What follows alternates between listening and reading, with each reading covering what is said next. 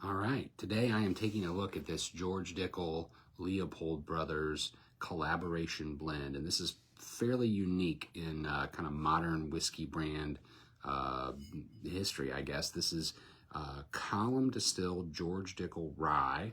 If you've ever been to the Cascade Hollow, the George Dickel distillery is fairly old-fashioned, actually. Equipment looks like it hasn't changed in 50, 60, 70 years. Process still pretty much the same. They tend to make kind of big, to me, rustic, oily, pretty tasty whiskey. The rye that George Dickel came out with years ago was a 95% MGP rye, actually. Not a lot different than many other MGP rye, same juice actually, but this is actually Dickel distilled column still rye whiskey combined with Leopold Brothers out of Colorado, serious hardcore craft distiller. They do their own floor maltings, which nobody really does over here. I mean, some of it's done for show still in Scotland, but floor maltings. And then they came up with this, they kind of revived this vintage whiskey still, this 3-chamber still, where essentially the steam and the liquid alcohol is put under a little bit more pressure. And again, it creates a kind of a richer, oilier style of whiskey, kind of an older, more flavorful style of rye. So that 3-chamber rye is combined with the column still rye, and that is this collaboration blend. So a lot of cool history, a great story of a collaboration. They actually sell the 3-chamber rye whiskey on its own, separate from this collaboration, and I want to dig right into it. So right off the bat on the nose, what you're going to notice is this is an extremely floral whiskey. I mean, their description is elderflower. I definitely get rose. There's definitely a lavender note here as well.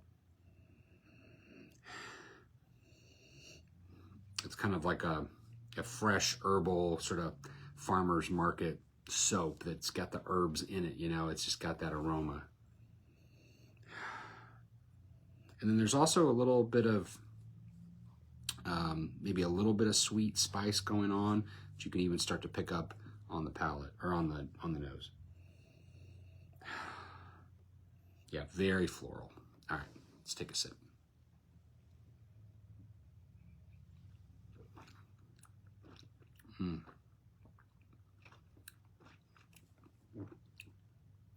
Very rich mouthfeel, very bright floral coming through. Some spiciness, but not a lot. Kind of a grainy spiciness, a little bit of a grain note mid-palate, but an extreme amount of that rose lavender still on the palate, even with the addition of the spice. So this is a big, oily, floral whiskey. If you are a fan of, you know, craft whiskey, you will catch a hint of that in here. But it also has the sort of standard profile of a big column still rye whiskey. So it has that backbone of spice as well, that sort of carries that heavier, oilier 3-chamber rye whiskey through to the finish. Try one more sip.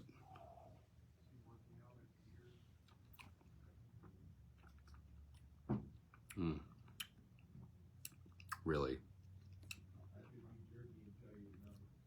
big whiskey. Big whiskey. There it is. Cool story. If you haven't checked out the Leopold Brothers video, you definitely should, because it gives you the whole history of that particular still that Vendome built for them and what they're doing to revive some older style of whiskey. So definitely worth supporting. All right, cheers.